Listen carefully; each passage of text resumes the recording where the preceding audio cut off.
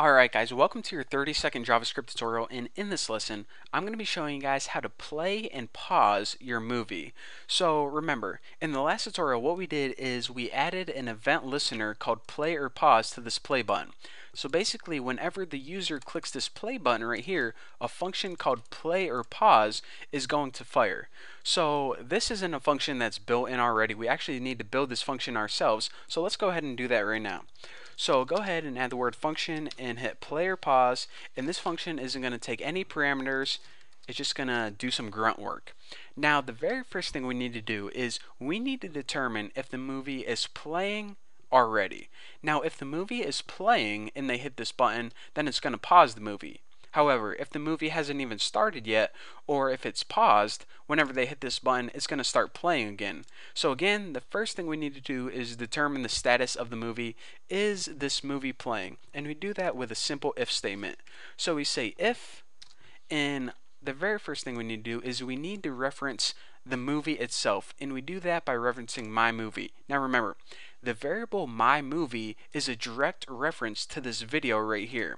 So in order to determine if the video is playing or not, we do this. If my movie is paused, and let me just go ahead and copy this, and my movie is ended. Now, a couple things I want to take note of.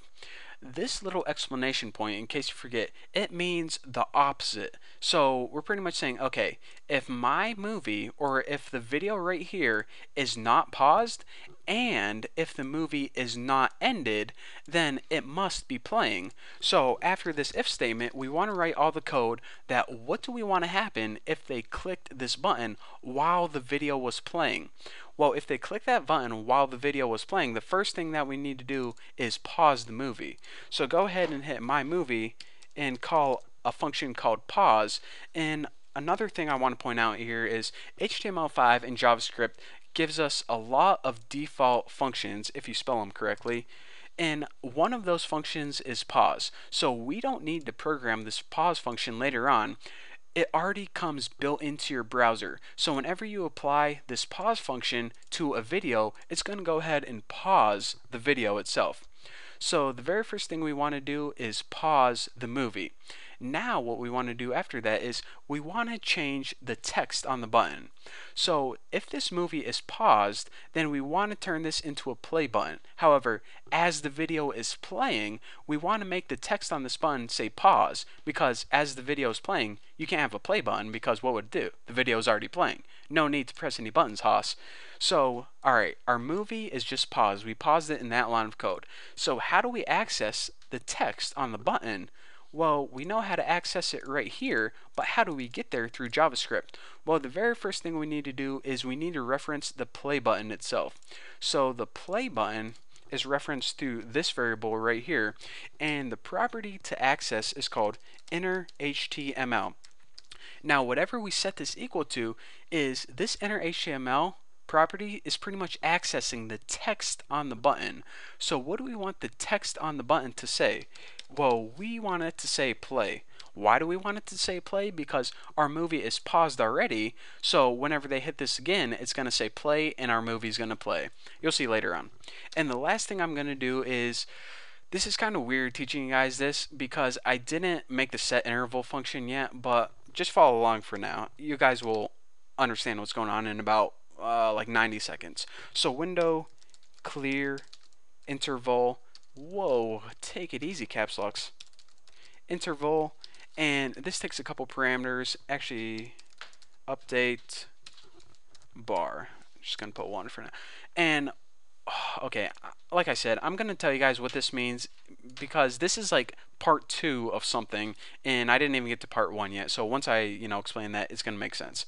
So this is the code, what happens whenever your movie is playing. But what if your movie is paused, or what if the movie had ended?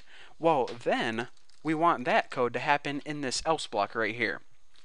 So if the movie is paused, or if the movie has ended, then whenever they click that play button, then the first thing we want to do is, of course, play the movie. So instead of pausing the movie, we're just going to go ahead and copy this and change it to play. Now play is another built-in function that came with JavaScript. Now whenever you use this play function on a video, then the video starts playing, of course. Now, as the video is playing, we don't want a play button to pop up right here, because why would you need to click a play button if the video is already playing? It would be much more handy if you had a pause button so you could pause that video. So what we're going to be doing is we're going to be updating the text on the button, but changing it to pause. So as the video is playing, you want a pause button. Now, this last thing I want to go ahead and talk about right now. What we want to do is we're going to be having that update bar, remember, not this yellow bar, but we have a separate blue bar, that progress bar. We want that to basically change the width as our video is playing. So in order to change the width, we need to call a function over and over again, like pretty much every second, because we want that bar to update every second. So in order to call a function every second, you do something called set interval. Now go ahead and make a variable called update bar and set this equal to a function called set interval. Now set interval takes two different parameters. The first parameter it takes is what function do you want to call. Now the next function we're going to be building in the next tutorial is called update, and this function is basically going to change the size of our progress bar. And now the next parameter it takes is how often do you want to call this function in milliseconds. So 500 milliseconds is every half a second. 1000 milliseconds is every 1 second. So basically we're saying, okay, every half a second, we want you to update the size of that progress bar on the bottom. So therefore, as we're watching the video, we can watch it grow and grow and grow. And now I can explain this little bit of code.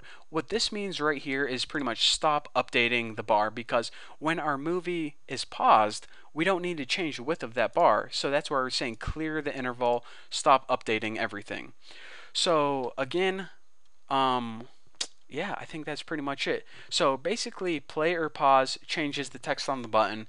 Whenever your video is playing and you hit that button, it's going to pause it, change the word to play, and it's going to stop updating, because when the video is paused, you don't need to change the size of that bar. However, when your video is not playing yet, or it's paused, and you hit that button right here, it's going to start playing your video, and it's going to change the text of this button to pause, and it's also going to start changing the size of that little progress bar, that little blue bar on the bottom. So now that we got that button taken care of, in the next tutorial we're going to be covering this update method, or the update function rather, which is pretty much going to be responsible for changing the size of pixels of the width of that progress bar. It's going to be amazing. And again, I want to stress one last time before I let you guys go. If you have any trouble with this code, or if you're getting any errors, then I'm going to be copying all this code and posting it on my forum. So you can just go ahead and copy it, throw it in. If you're too lazy to type it, or else, you know, you're getting a bunch of errors, just go ahead and copy it. So thank you guys for watching. Don't forget to subscribe. We've got like 2 more tutorials to go until we made the best video player ever. So thank you guys, and I'll see you next time.